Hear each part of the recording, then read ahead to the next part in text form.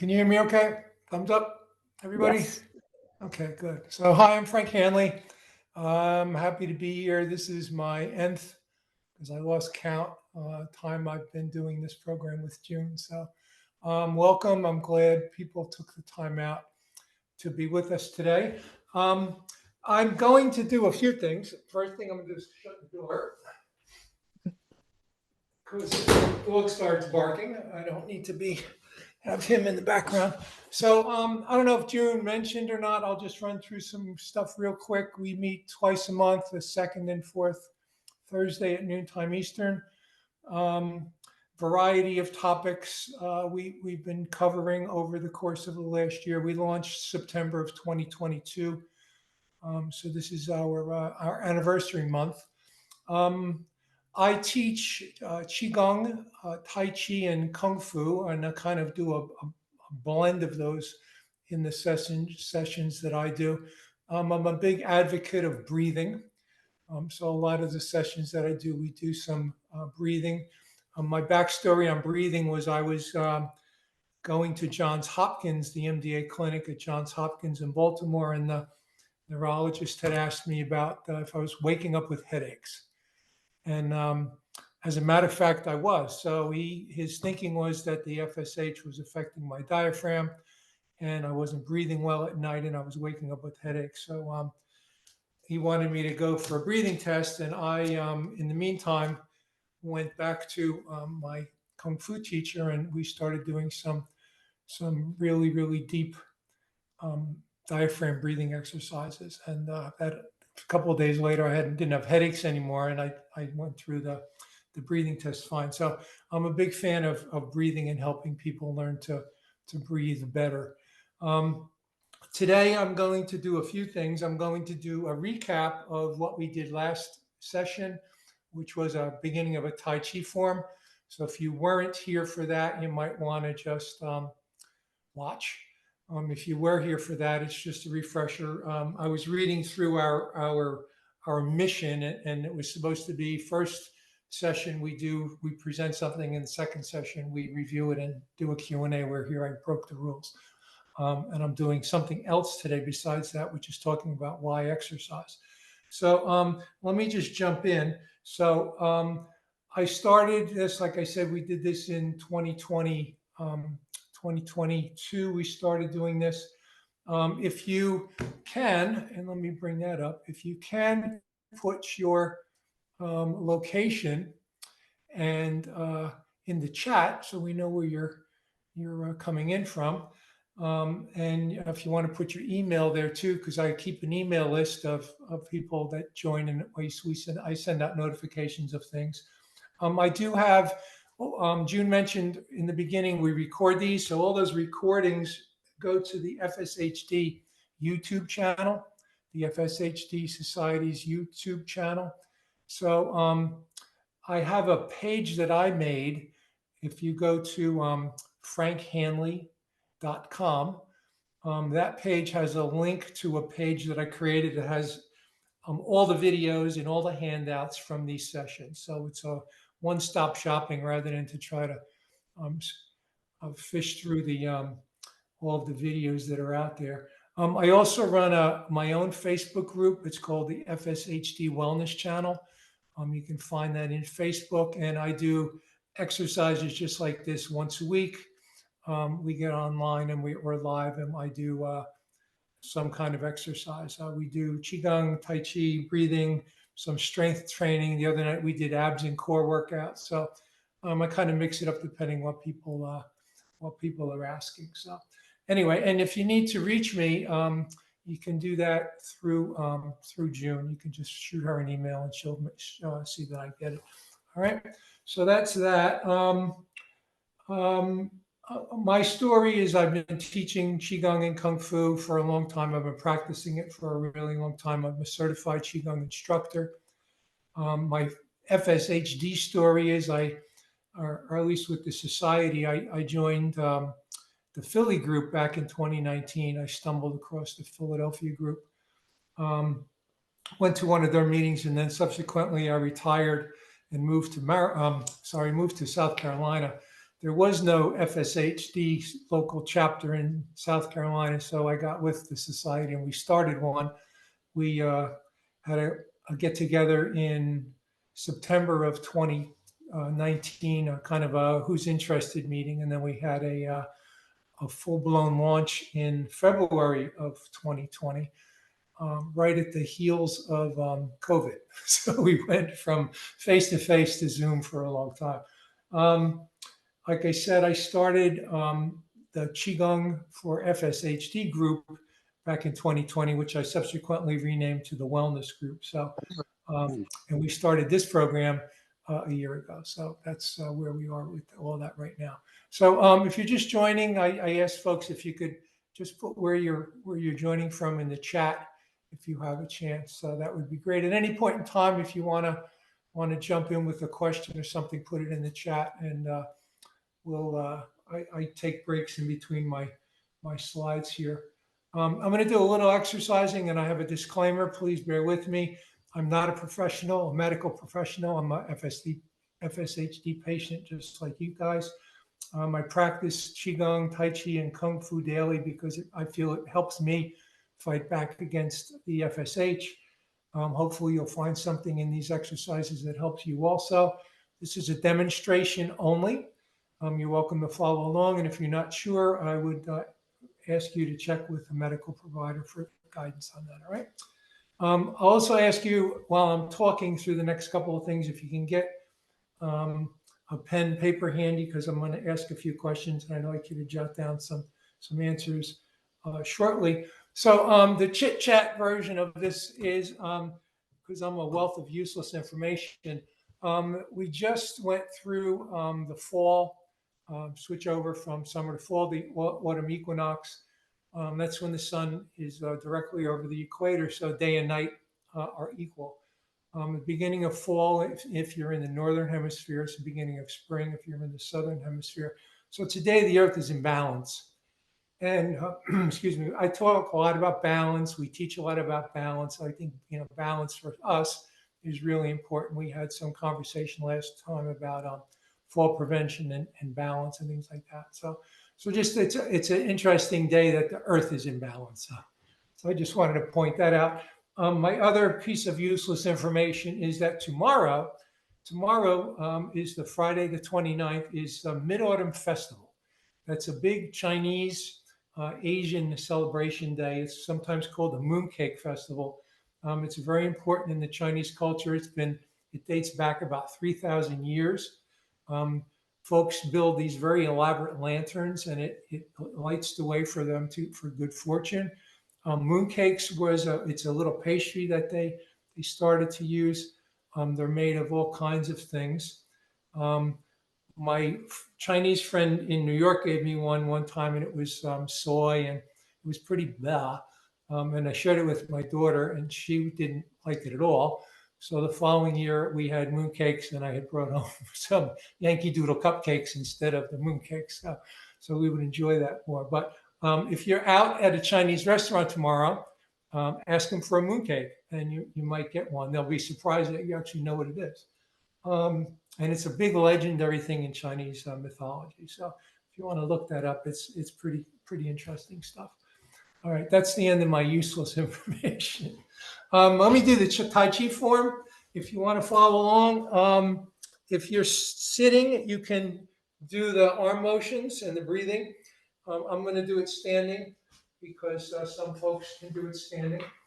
And this is a form that's called the Yang 24 form, because there's 24 movements.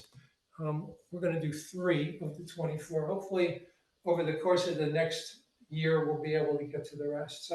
So we start in standing. If you're going to follow along, if not, just get your pen and paper ready. So we're going to stand together with our feet together. We breathe in. We're going to do belly breathing. We breathe in 3 and out 3 times. Inhale and exhale. Inhale. Exhale.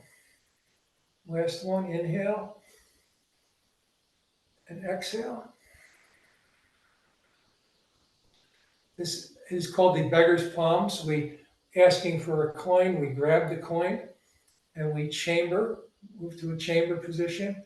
And next thing we do is we open to what's called the Wuji stance. The Wuji stance is a fundamental stance in all Tai Chi practice. So we breathe in and we step out with our left foot, and we exhale and we put our weight back down to 50-50. We perform the ocean waves. We're standing in the ocean, the wave comes in and the wave goes out. We inhale as the wave comes in. We exhale as the wave goes out. Last one, inhale and exhale. And we're going to step to a left cat stance and we're going to hold the ball. We're going to come back to Wuji. We're going to step to right cat stance and hold the ball. Turn back to Wuji. Left side. Back to center. Right side. Inhale and sink your energy. Exhale. Back to center. Inhale. Last one. Back to center. Exhale. Back to center. Hands up. Inhale. And exhale. Inhale. Step in from the Wuji. Feet are together. Exhale. And a cleansing breath. Inhale. And exhale. I left a lot of parts out of that. One thing is we should be breathing through our nose through that whole session because our nose is a filter. Okay, so anyway, that's the beginning of the Yang 23 form, 24 form, unless you stop, you drop the ending on, and it's a 23 form. Okay, so if you want the details of that, you can go back to YouTube, and that video is posted out there. And I had the URL. I was going to type it in here, but I can't remember where I put it. So I apologize for that. I was going to stick it in the chat. Anyway, so let me just look real quick where people are coming in from. And people are, we got Indianapolis, Josie, hello. Ben, how you doing in Fort Mill?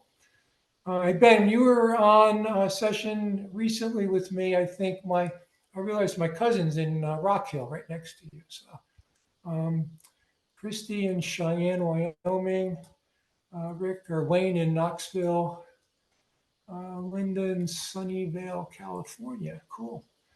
We got people from all over. One of the cool things about this group is the folks calling in. Here we've got some folks from Canada, Brazil, Sao Paulo, Brazil.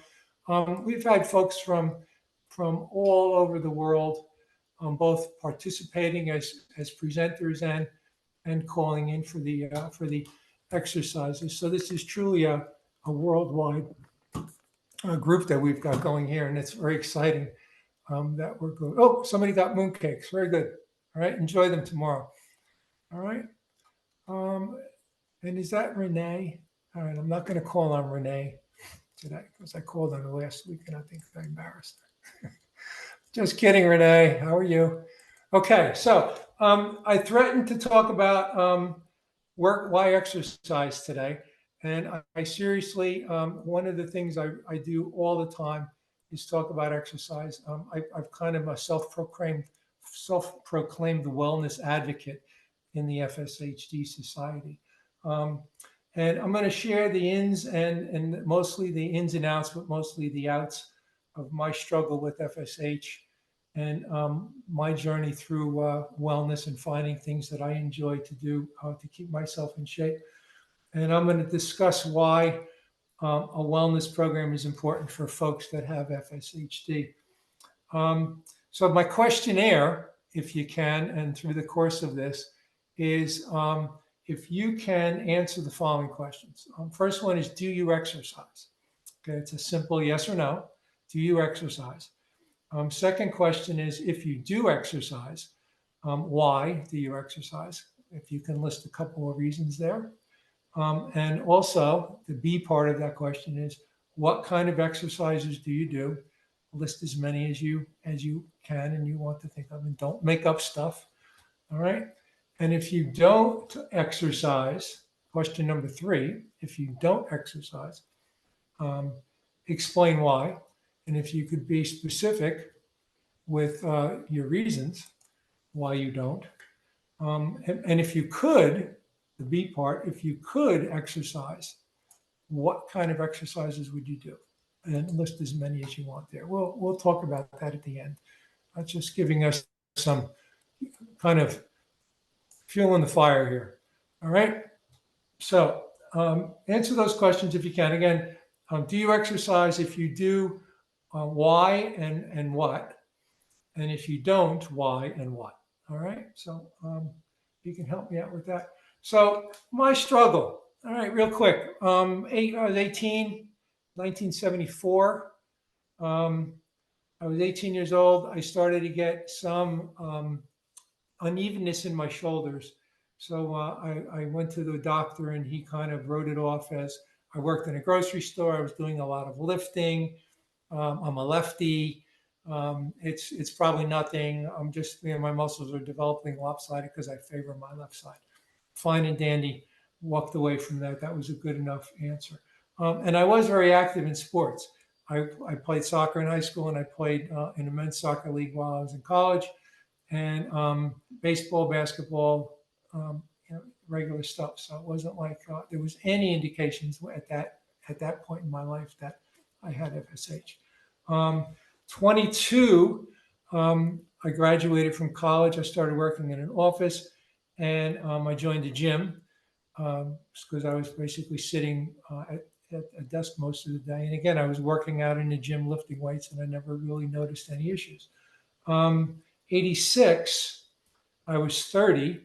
I had my first child, my daughter, and I started practicing Kung Fu. That's when I started going. And I noticed that I had a lot of trouble holding my left arm over my head.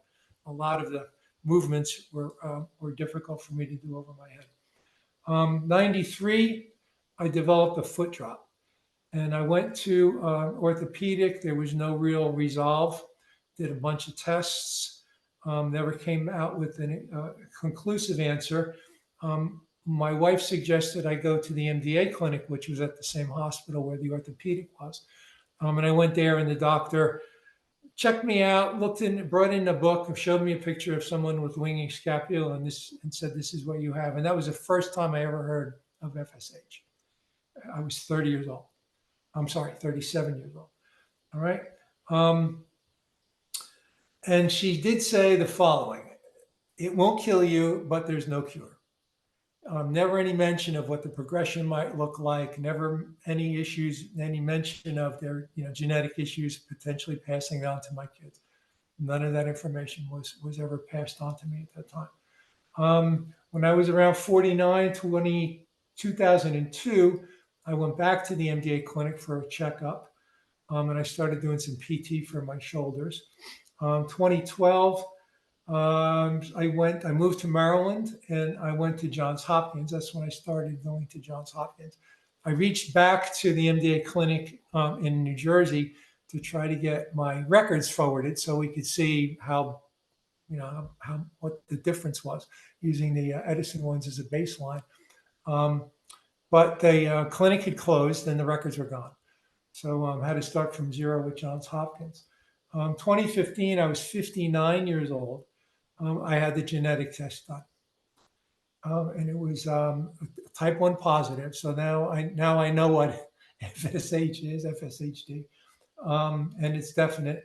And that's like the breathing test, and I spoke about that already. A year later, I got an AFO for my left foot for the foot drop, a brace for anyone that's not familiar with that term. Recently, in the last few years, starting with my hips, going up and down stairs is difficult. So right now, my two biggest struggles are climbing stairs and carrying stuff. I always tease a kid around that I wrestle with a bag of groceries, and the groceries usually win. So any lifting in the front is very difficult for me. I can lift easily from the sides, but not from the front. And I don't know when my abdominals started to be effective, but I've got the puffed belly and the leaning towards the back also. So that's where I am right now. Let me talk about why I think the fitness program is important and why do I feel I need to exercise. So I work for the Army, and we had this term called bluff. the bottom line up front. So the bluff is I want to be in the best shape that I can be physically and mentally. And I exercise and have my own wellness program because of what I don't know. What I don't know. And what I don't know is about treatment. I don't know about cure. We know nothing. I know nothing about any timelines or any requirements. There's a lot of talk about treatment and cure, and just a lot of good information, but a lot of misinformation out there also. And I'm also not sure. I don't know about my disease progression, if and when FSH is going to strike next. Am I going to lose my right leg next week? Right, that's always a cloud hanging over our heads. So that's why I do what I do. So let me take a quick break here in the action and ask if there's anybody out there that has any questions at this point. All right. So who is, anybody have questions? I have it in Frank mode here. Let me take off the pen so I can see the gallery. Gallery view. There we go. So I can see everybody. Anybody have any questions right now for me about any of what I had is from when I was 18 till now? I'm 22. Just kidding. Anybody? I mean, I'll just keep going. So you're welcome to unmute and ask a question or put something in the chat, and June will interrupt me. So feel free. This is an open conversation. Facial, no. Somebody asked about facial exercises. No, I don't do facial exercises. Actually, I shouldn't say no. I do. I just thought of them. And I'll go over them later, Wayne, okay? Remind me at the end. Daniel, you waved your hand. Do you have a question there? Yeah. I just saw a physiatrist last week, and I'd seen physiatrists since I got diagnosed in 2002 or 3 or whatever. And, nothing happens at those visits. They just check different muscles and give a number next to it as to what status it's at. But the guy I went to last week, he actually has FSH, and more advanced than mine. And it was such a relief to talk to somebody. I didn't have to educate him. Right. And he could, right away if I was talking about, and it's not from having read it in a book. And it's, so any advice that he gives, I give a lot more credit to, because he's gone through it himself. So I just he's at the Spalding Rehab in Boston. And okay, that's where he is. Yeah, and like I said, it was a really good feeling to get out of there and know that the information I got, I can trust. Yeah, it's always good to find someone who's. I found that the two neurologists that I've gone to that knew the most in my eyes. They knew the most, and when they found out who I was, they were kind of. Well, the one doctor was very excited because she was, we started to talk about the gene deletions and all this other stuff. And well, anyway, they both were trained or did a residency in Rochester. So it seems like the medical center at Rochester cranks out some really good people with a really good FSHD background and knowledge. So that's something I usually look for if I'm looking at a doctor's credentials, if they've done any work at Rochester, because it seems like that's a real hotbed for FSH there. So good. Thank you, Daniel. Good stuff. Appreciate it. Yes. Person that says iPhone, your name's not there. I'm sorry. My name's Phil. Phil, how are you, Phil? I'm okay. How are you? Wonderful. Thank you. I'd like to ask you if you could recommend either a neuromuscular. I heard that was the type of doctor that I was diagnosed in 2009, and I have several symptoms which have progressed over the years, and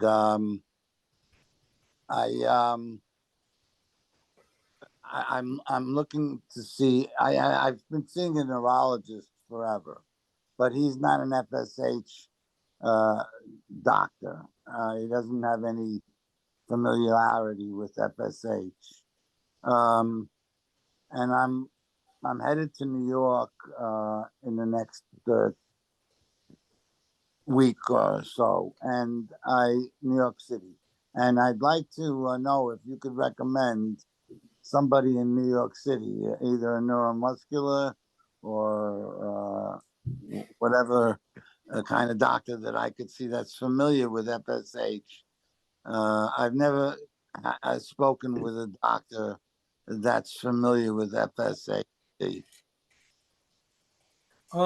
I cannot, to be honest with you, I cannot. Maybe someone else can. And if you could post that in the chat, that would be good. I'm not in the, like I said, Rochester, New York is the one that thing, but New York City, I do not know. There is a local New York City chapter of the FSH Society. If you look them up and find the chair, the director there, you might want to ping them and maybe they can help you out. That's the best that I can give you. I don't have anybody there that I don't know anyone there, but I would think to talk to people in New York, and you can find the New York chapter through the FSHD website, the society's website. Okay. Okay. Yes. All right. Cool. All right. Let me carry on. Thanks for the questions, Oh, folks. I'll just quickly mention there's a very good group at Columbia University. I'll put their names in the chat, but it usually takes quite a few months to set up an appointment with them. So there's that.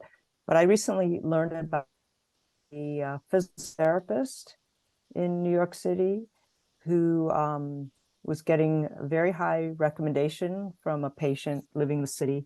They're a neurological physical therapy center, and might want to see if you can make an appointment there as well. What is it? Is it called? What is the name? I'll find it and put it in the chat. Okay. Okay, thank you very much. Okay. I go back and forth quite a bit, so I have time, if I have to wait to see somebody. I'm not going anywhere. Okay. All right. Thanks, June. All right. Let me just move forward here, and we can, if I get through my presentation, we can have some more discussion at the end here. All right. So I want to talk a little bit about what I mentioned earlier, the treatment, the cure, the timelines, and the requirements. So the answer to these questions are obvious, but if you're new, they might not be so obvious. So there's a lot of talk about a cure. Is a cure available? The answer is no, and there's really no when to that, when that might happen. What treatments are currently available? And the answer to that right now is there's no treatments available. And again, the timeline on that, the when, is not known. Are there clinical trials and is there research going on? And the answer to that is yes. And there's, to my knowledge, right now there's 3 clinical trials that are underway, working on various types of treatments to treat the FSH. So what I want to do is look at the clinical trial criteria and take a little license to see what a treatment might look like and what the qualifications to get treatment might look like. So I got this on as a website called clinicaltrials.gov. And you can search that for FSHD clinical trials. You could also find there's a FSHD Society webpage that's got the current ones underway and some information there. So that's where I just cleaned this from. So the one that I pulled, and I'm not going to identify it because they're pretty similar in their criteria. The participation criteria for this trial is you need to be between 18 and 65. Any sex is available, male or female. And if They do not accept healthy volunteers. So you need to have FSH to be in the trial. You need to be diagnosed with either type 1 or type 2. That has to be confirmed by a genetic test. All right. And they'll provide that. This one will provide that. This is an interesting one because it says you need to be able to walk 10 meters. All right. With or without assistive devices.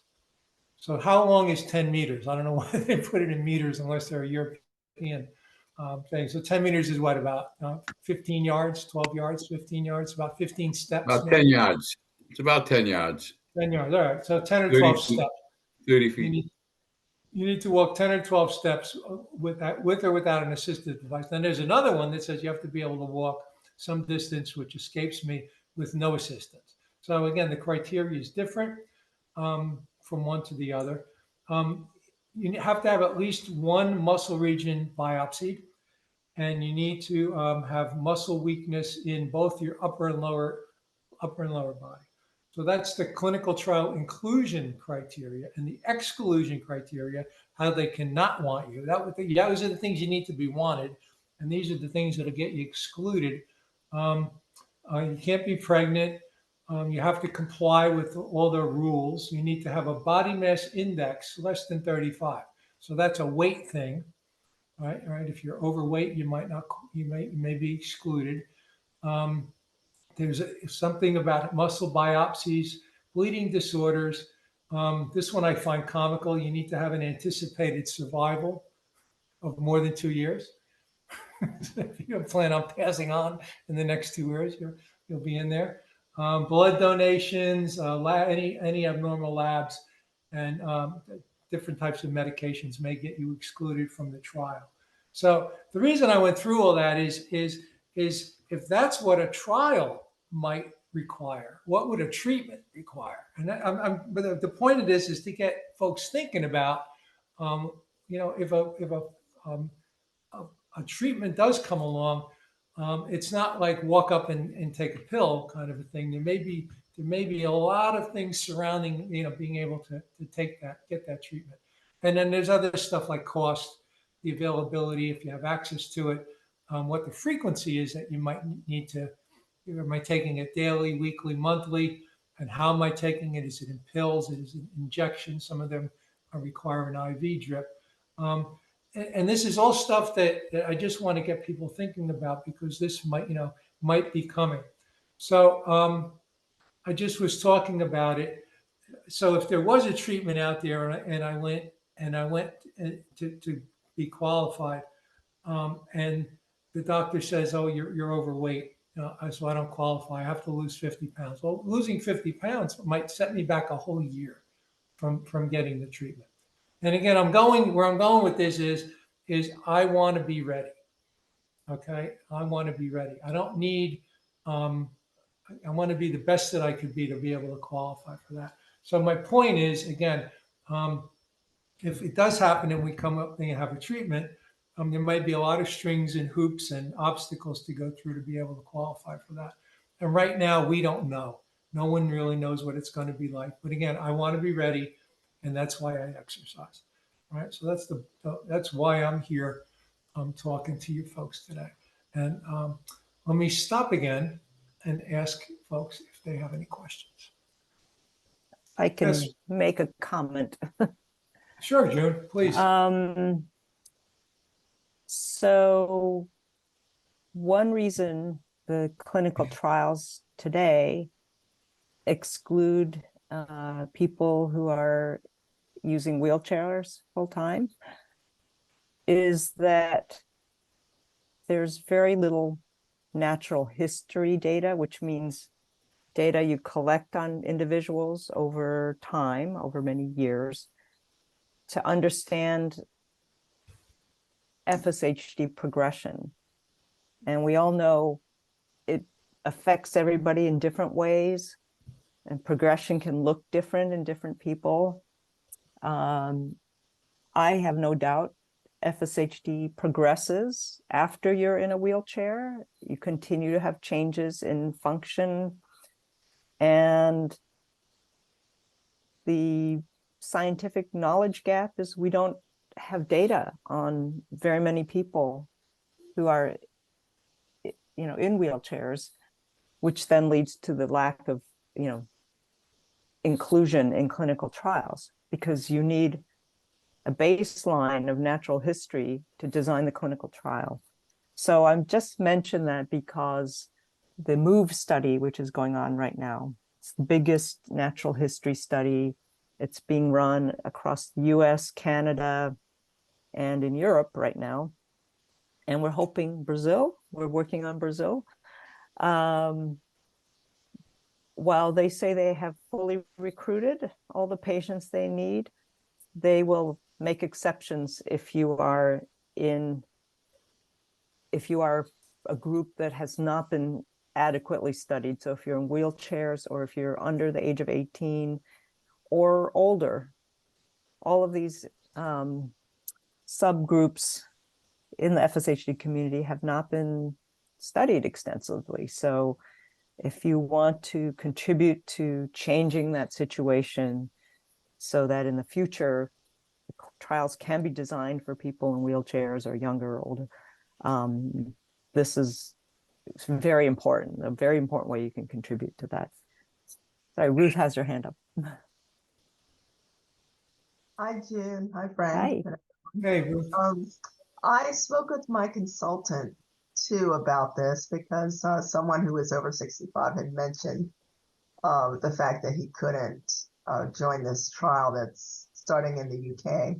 And he also explained to me, in addition to what you said, June, is generally if you're in a chair or you're over 65, there are other issues that you're dealing with that complicate being able to clearly identify or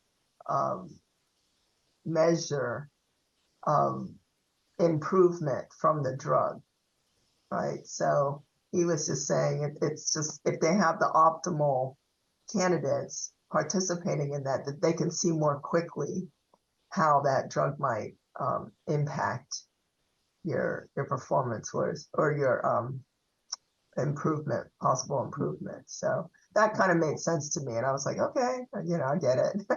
Because obviously being in a chair, I can't participate either. So it was kind of disappointing to find that out. But that helped me a lot in explaining it. Yeah. Cool. Thank you, Ruth. Where did you go? You're just there. Oh, we were on like 2 pages today, June. We got a lot of people here. Yeah. I don't know. It's great. Good stuff. Yeah. All right. Well, again, thank you all. If you're just joined, again, I'll just ask if you can put where you're viewing from in the chat. We'd like to, and maybe your email if you want us to keep you in the loop as to things that are going on with this group. Please do so. So anyway, let me keep going. I got a couple more slides, and then we can open this up for some conversation. So I asked you in the beginning. I asked folks to write down if you exercise and if you do, what you do. So here's what I do. This is my kind of a week at a glance. So I do Kung Fu once or twice a week. I have my Kung Fu buddies who are up in Delaware, and we get on Zoom calls once or twice a week, and we work out together. I practice Qigong daily. I do Tai Chi exercises 1 or 2 times a week. I go to the gym and do strength training with weights 3 times a week. I do physical therapy for an hour a week. And my newest thing is my son turned me on to this. I'm getting one of those Peloton bikes to do stationary cycling. So, and that'll be whenever I feel like getting that and jumping onto it. So again, I asked if you had a list of what you do. We'll talk about that in just a little bit. So physical wellness. Physical wellness helps us because I think, so how many people, if you just wave your hand, when you were at the doctor and you mentioned exercise to your doctor, how many of them told you not to exercise? Or if you did, to not like lift weights or not, they gave you a list of nots and they really didn't give you a good list of whats. what's good for you. They told you what's bad. Because I remember, like, the doctor jumped down my throat when I told him I was in the gym lifting weights. So, I think, and this is just my opinion, is I think, doing some kind of strength training and any kind of muscle toning is good, because you do have a lot, even though the FSH is affecting muscles, there's still a lot of muscles that it's not affecting. And by doing exercising, or at least working out the good ones, and the good ones do support the ones that have been weakened. So there is some logic in my head about how that works. The other thing is, if you're working out and you're building up some muscle mass, if the FSH does hit a particular area, now there's more muscle for it to affect. So it may lengthen the time for it to really start to affect that area, because you got more there. So I'm a big proponent of exercises, and you got to find what you can do. It's not like, oh, I can't do that. It's you got to go out and look for what you can do. It's a get to yes, not an easy get to no. No, not no with the K. So and I'm a big get to yes person. That's how I just was brought up and trained. And also maintaining your mobility. We're talking about walking, and we're talking about stepping and going upstairs and stuff like that. So for me, maintaining my mobility is a big thing, because I just retired and I want to travel. Right? I moved to the beach and I can't walk in the sand. Right? All these things. You got to think twice before you do things. So that was a big nut for me, was just trying to maintain mobility. Balance and coordination, we do a lot of that here. We did the stepping that I was doing earlier, the make a ball and the stepping, really good to works on your balance. And I spoke a tad about it, and Ruth Renee reminded me last week that this is Fall Prevention Month, and learning how to step and walk a little differently to keep your balance is really important. And that's something that we were going over last time. Maintaining the range of motion is another thing that I talked about last time. Range of motion is, I can't lift as high as I can lift my arm because of the FSH, but I can get it over my head. I have the range of motion, I just don't have the muscle strength anymore. So keeping track of your range of motion, we were doing barbell exercises, barbell curls. Some people were getting weak bicep. So I said to just do range of motion with the broomstick. You don't need to do any weight. Just to maintain that range of motion is important. Like I said, I can't lift my arm over my head, but I can throw my arm over my head. And if I'm lying down, I can easily raise my arm over my head, because I'm taking gravity out of the picture. All right, gravity is our biggest enemy. All right, everybody talks about FSH. Well, FSH affects us. Gravity is why we fall, because gravity is always pulling on us. So gravity is the enemy here. So if you take gravity out of the equation, it's like when you're reaching stuff for the cupboard. Well, if it's on the countertop, it's easy to get to. Why? Because I'm not fighting gravity. So something else to think about when you're doing things is how can you get gravity out of the equation? So it's easier for you to move around. The mental attitude, very important. We do a lot of visualizations in a lot of the Kung Fu and the Tai Chi and Qigong exercises that I do. So the visualization is important, because if I'm doing an exercise, like I said, I can't get my arms that high, right? So the exercise, to do it correctly, I should have my hands parallel with my shoulders. I cannot do that. I physically cannot do that. But in my head, I can. All right, so I can close my eyes and see myself doing it. It just makes it, I can beat it in my head. I can't beat it physically, but I can beat it mentally.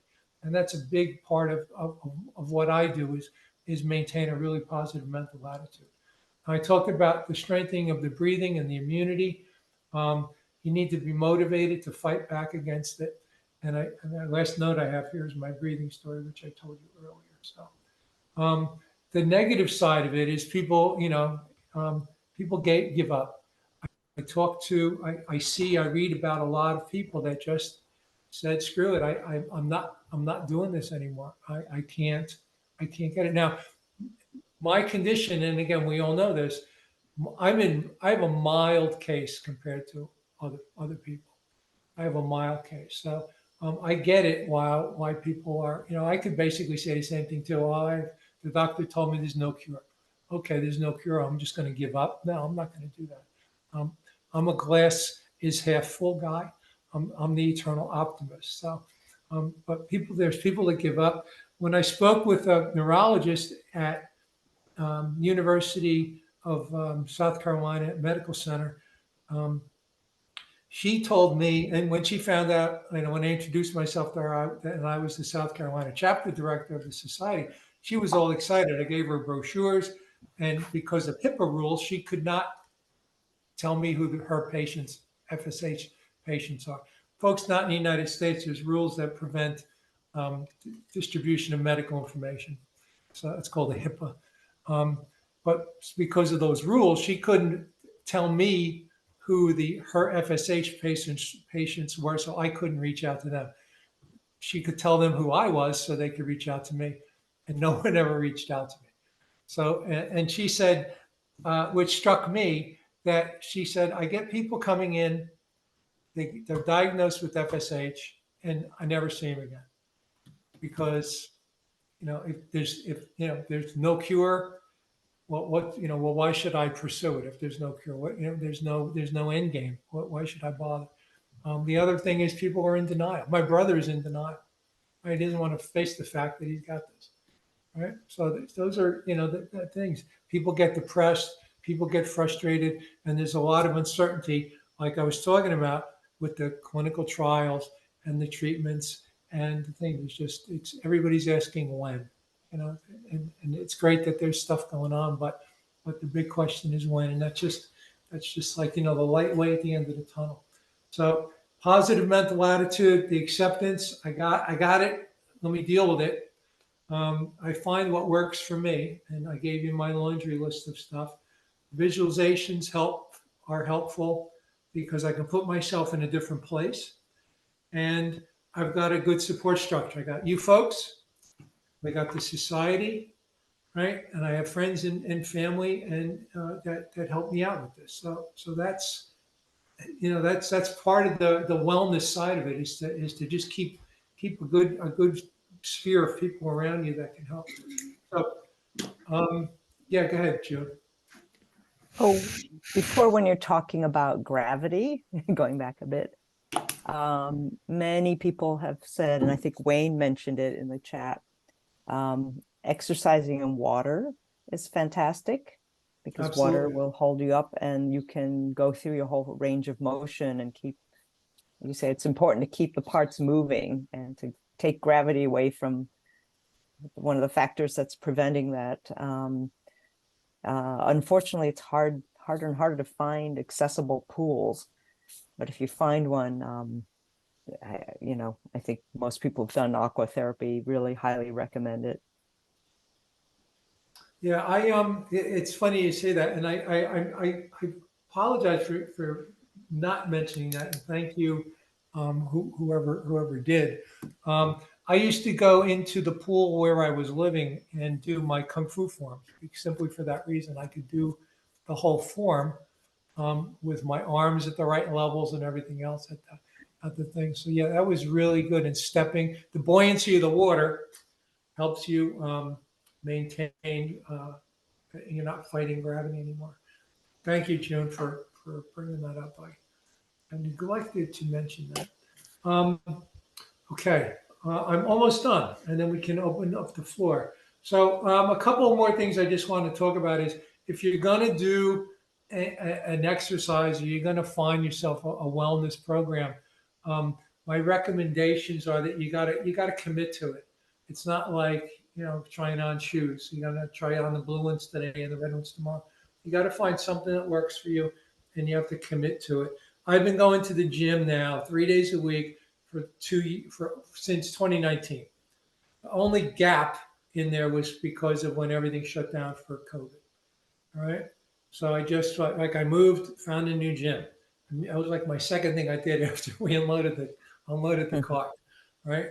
Just because I need to do that, because what I find is if I don't go to the gym for a couple of days, I lose it. I lose 5 pounds. I lose 10 pounds if I have to go back. And if I'm doing something with a 20-pound dumbbell, I've got to go back to 15. That's how quickly I lose that strength and that muscle mass. So I got to stay, I found that I have to stay with it all the time. And the other, that's right. The next thing I got on my thing is time. Time is you got to make time. You don't use time as an excuse. I used to work 8, 10 hours a day, and I was still able to find time to train 3 days a week. I was doing 2.5 hour Kung Fu sessions 2 nights a week. And Saturdays, I was going 3 hours in the mornings and working out with my Kung Fu friends because I was committed to do it. That was my way of fighting back. You need to have goals. My goal for this year, 2022, to bench press 100 pounds and to leg press my body weight. Those are my 2 goals in the gym this year, was to do that. All right. So for the bench press, I'm up to 70.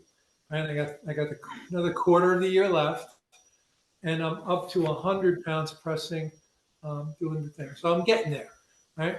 But it's a progression, and you gotta be careful. If I get hurt, I'm done for months. So, and you have to come up with a plan. Find what you like to do. So if you like to walk, if you like to cycle, if you like to do whatever, find a phone app that does it. There's phone apps for everything, right? So I'm sure you could find a phone app, if you like to, I don't know, throw a Frisbee, right? I'm sure there's an app for it. How far can you throw today?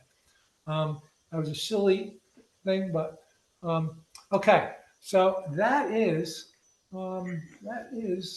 it for my lecture. So we'll open up the floor. So let me just see, show of hands. Do you exercise? Okay, few people do.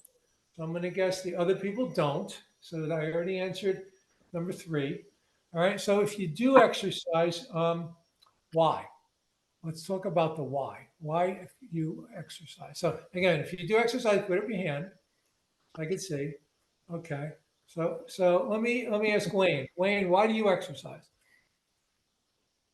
Oh, you gotta unmute yourself, Wayne. Does exercise that is muscular, some MAT exercises. He goes and since a few years he's going. Could you say that again? I'm sorry, I missed the beginning. My husband does exercises, but that is something MAT, muscular something. I don't remember Okay. full name. Okay. Well, it's good. He's doing something, right? Yeah. Do you help him with that? Are you supportive of that? Do you do it No, with him? no, I don't do, but he takes support with a specialist. I got it. Okay. Yeah. And nowadays he's going to gym also. He's doing biking. Great. Good stuff. Thank you. Thank you. Yeah. Okay. Wayne, I was going to. Yeah, can you hear me? Yes, we're good now. Go ahead. Okay. Well, I'm trying to stay in shape for the day that the cure comes down the pike, just like you. But I just feel better if I exercise. If I don't exercise, I don't feel as good. You feel better. Yeah, makes me You feel feel good. better physically or mentally or both? Both.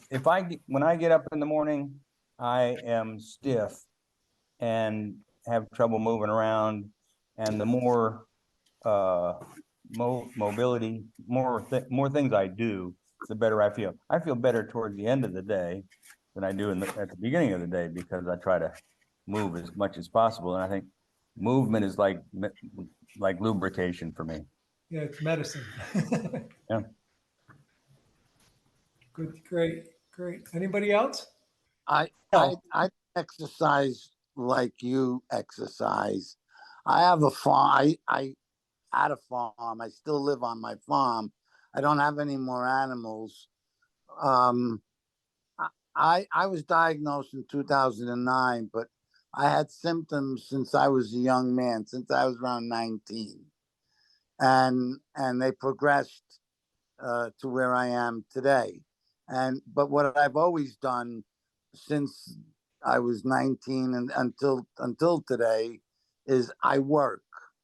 I worked on my farm every day, which includes all kinds of different things, and I still I try to work, um, doing all kinds of different things on the farm. You do all kinds of different work, and today my wife helps me with some of my things that I do because I need help. I need somebody to push my arm up, and then once it's up, I can do something, but because I can't lift my arms up either, and I have other symptoms also. But my point is that I don't do regimented exercise like you, but I do work, physical labor. And I always thought that was good enough. I don't know if it is or it isn't, but I just thought I'd throw that out there and see what your response would be to that.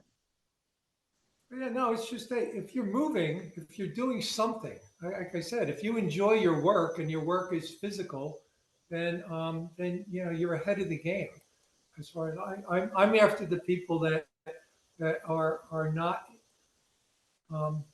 just want to be a bump and whine and complain about everything rather than to do something about it. Again, my one of my favorite sayings with this is that there's no magic pill, and it's not around the corner either. Um, yes, Renee, would you like to? I can't let Renee. You talk too much. I'm not letting you talk. Go ahead. I'm kidding. Go ahead, Renee. How are you today? Not a problem. I appreciate your teasing, quite honestly, I do. So you made a good point that resonates with me, and I was told, I was diagnosed back in the 80s that I shouldn't exercise. Well, I always did.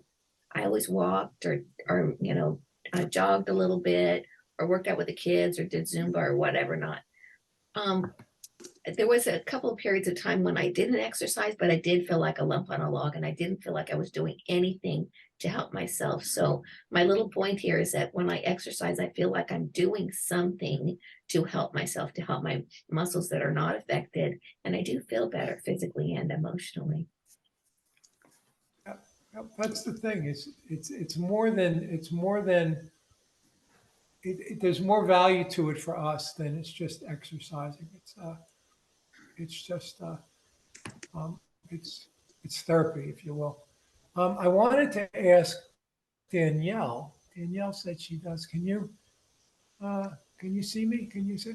You mentioned you do exercising in water. What kind of exercising do you do in the water?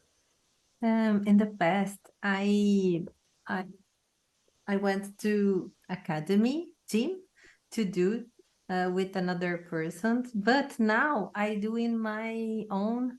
I forgot the word. Sorry, because my English is not good. Oh, okay. Swimming pool. I have one Got it. swimming pool now, and I do exercise in my swimming pool. I dance and I do something because I know the exercise that I can do, and I do alone, but I have a support from my physiotherapist. She or tell me, do this, do that, and I do on alone in my own swimming pool. It's Great. clear. Thank you. Good, good. So let me just ask for anyone who didn't have their hand up, they're not exercising. Um, if you're wanting to share why you don't, I'm just curious if anybody wants to share that doesn't like to exercise, perhaps. Um, I can uh, share. This is Josie. Hi. I wrote down a couple of things when you asked the question. I think it's multiple things. Number one is I'm a mom, I'm a wife, I'm a full-time employee. I'm very active in my community. And so like time just escapes me and I don't prioritize myself. And then when I do exercise, it's mentally demoralizing sometimes. Because when I go to do an exercise, kind of to your point, I realize the progression has happened. The things that I could do maybe 2 months ago, I can't do today anymore. And it can just get mentally taxing. And I like to have a coach or a trainer, but there aren't really any trainers except physical therapists, which have been like really helpful for me. So it's just hard for me to be my own coach and it can feel kind of isolating and alone. And I have to sort of figure things out on my own, which I could definitely do. It's just more to add to the mental load, right? That I feel like I'm already carrying as like a mom and wife, community member, worker, etc. And then lastly, I think sometimes the gym doesn't feel like a safe space because like I don't know how to use the equipment differently, like for my own physical needs, or I get a lot of looks. Like if I try to use something in the gym, which I know like just comes with it, but it can just feel like a little bit isolating, and I think I'm still like mentally and emotionally in that place where maybe I'm sort of grieving still a little bit and like want to push past it, but that's just kind of where I'm at. So Great. Thanks for sharing that. I appreciate that. So time is it's one of your biggest factors. Great. Thank you. Anyone else? Marlene, go ahead. Yes, I exercise regularly. I try to walk. There's a park near my house because I don't feel safe walking on the street. There's no sidewalks around my area. So I go to the park and walk, and I also exercise twice a week with this lady we do kind of a Pilates, even though I can't do most of the stuff. But sometimes I leave the session feeling really demoralized because I find out that something that I did last week I can't do anymore. And I used to climb the stairs to go to her unit without holding to the handrail. Then I started holding on to the handrail. Now I have to take the elevator to go up to her. Even though I've been going in religiously and working out, I'm still losing and losing and losing. And it's just like sometimes I feel like, oh, it's a good thing that I come in and I'm really lucky. She's very supportive, and sometimes I feel like, oh, maybe I should just give up. Huh. Yeah, I hear. So you mentioned the elevator. I used to work in an office building, and I used to always get looks from people because I was only taking the elevator one floor, right? Yeah, it's funny because I used to live in Paris in a building, 6th floor, no elevator, and I thought I had enough muscles to go for a while, but no, I lost them in a matter of, I think, 3 years. Yeah, yeah, it's very, very hard, very, very difficult. And it's funny how you find that too, because I found one time and this is going back a long time. I was waiting at the train station, and I was standing, like there was a curb there or something, and I was doing toe lifts on the curb, just because I was waiting for the train, and I just happened to be. So I started just doing, lifting my heels off the ground. So I went to do it right foot, no problem. Left foot, I could not lift myself off the ground. And that's when I realized, you know, it was just that, like, how come I can't do that anymore, right? So I know exactly what you're saying. There's all those times where that happens, where you just all of a sudden, you know, I could do that the other day. What happened, right? And it's something too. Is we were talking about support groups earlier, and someone mentioned about they were talking to us, their doctor with FSH, and they were happy that the person actually understood what they were talking about. When I went to the Philadelphia meeting back in 2019, that was the first time I ever talked to anybody other than a doctor that knew about FSH. And that was really emotional for me, because you start talking about when I was little, I never knew why I couldn't blow up a balloon. Right, when I was a little kid, and now 60 years later, I figured it out. Right, why I couldn't do a pull up on the pull up bar in gym is because of the FSH. I used to love to play soccer. I grew up in a town where either you played soccer or you watched soccer. That was it. And I couldn't kick a ball really well, and I couldn't figure out. I never knew why. Now I know why. But it's years later that like the light goes on. Being well, that's how come I couldn't do that when I was little. I mean, this is talking about the balloon thing. This is like pre-adolescent kind of stuff. So it was prevalent back then. We just didn't know what it was. So anyway, anybody else want to share something? Daniel, go ahead. Yeah. So one thing that this physiatrist told me is he doesn't encourage using weights. He encourages cardio, getting the blood flowing, because all your organs need more of that oxygen. Right. Your brain, your liver, your kidneys. So that was